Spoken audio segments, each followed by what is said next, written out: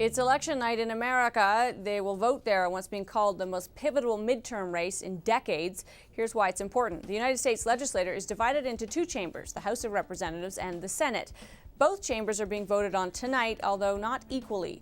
All 435 seats in the House of Representatives are up for grabs. The Republican Party currently holds a comfortable majority with 234 of those seats. The Democrats have 199. 2 seats sit vacant. Recent polls suggest the Republican Party will hold its majority and may even expand it.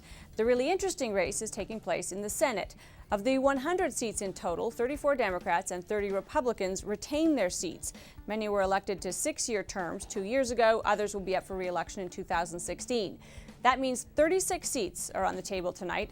If the Republicans can win 6 more seats than they currently hold, they would hold a majority in both houses. And of course, that could mean some big policy changes. That's because, among other things, only the House can write bills about spending and taxation. Right now, the Democrat-controlled Senate can block any Republican proposals.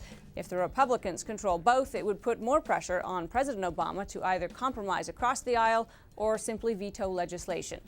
Democratic President Bill Clinton served when both chambers were Republican, and it was one of the strongest periods of growth in America in recent decades.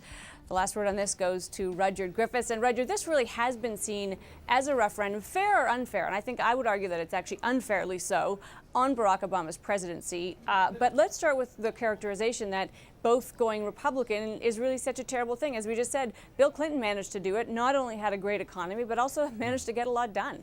Yeah, at different times, though, Amanda, I think the toxicity here in terms of this president's relationship with the Republicans and vice versa is at record levels. And I don't think it bodes well for the American economy. I worry, for one, that we're going to be back into to more debt and deficit showdowns, more budget showdowns, and all of that could lead to uncertainty in markets, just as this U.S. recovery seems to be gaining traction.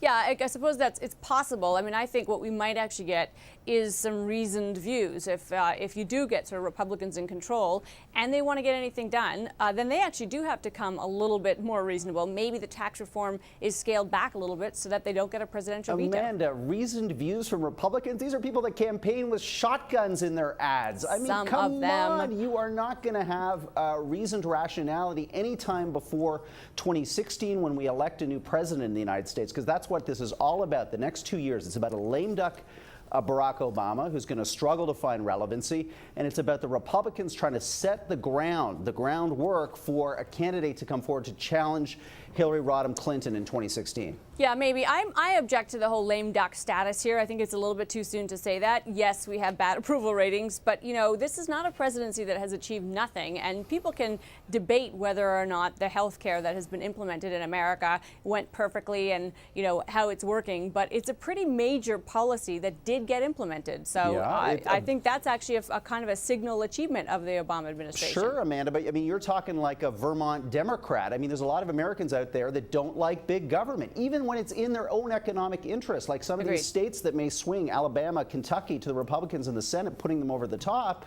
These people vote against their economic interests because they have, you know, certain ideas, life, liberty, the pursuit of happiness, which they don't think includes big health care, big government, and a lot of Washington in their lives. I want to talk to you about a trading hub for the yuan, the Chinese currency, in Canada. Now, this is something that we've been sort of talking around. It looks like we do have a deal now, details to come.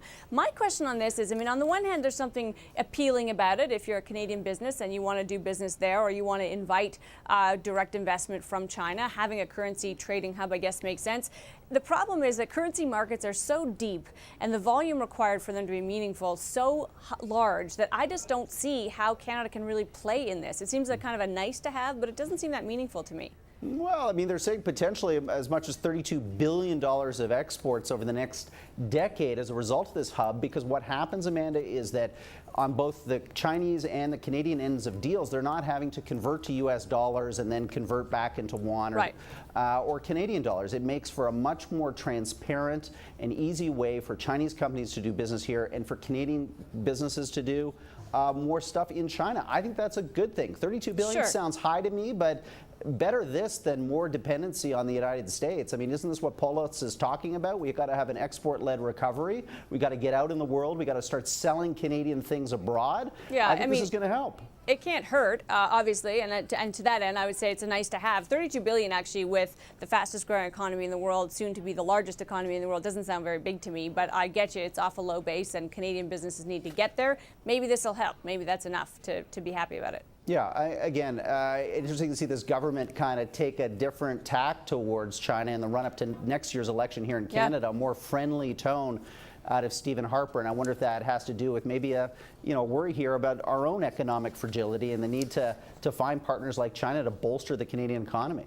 Could be. Really quickly, I want you to comment on some comments our central bank governor made. After a speech, he was asked a question about what to do with the young people living in their parents' basement. He said they should go and work even if they're working for free. It's raised quite a backlash. I'm sort of sympathetic with what he was saying, which is simply if somebody's supporting you, i.e. you're living with your parents, and you have the opportunity to get some experience, it's not a bad idea. So if you're a child of like the 1% and your rich mom or dad can like put you into their law firm or a doctor's office, then that's okay, Amanda? Come on, this was foot and mouth disease. If only the children of the 1% were living in the basements of their parents, we wouldn't be having this conversation. It's a massive number. Kids are graduating with debt, without prospects, so parents are continuing to support them into their 20s. That's just a reality. All he's saying is if there's experience to be gained while you do that, it will pay off later. I don't think he should be pilloried for that. It seems sort of obvious to me. Well, never work for free. That is a big, big mistake.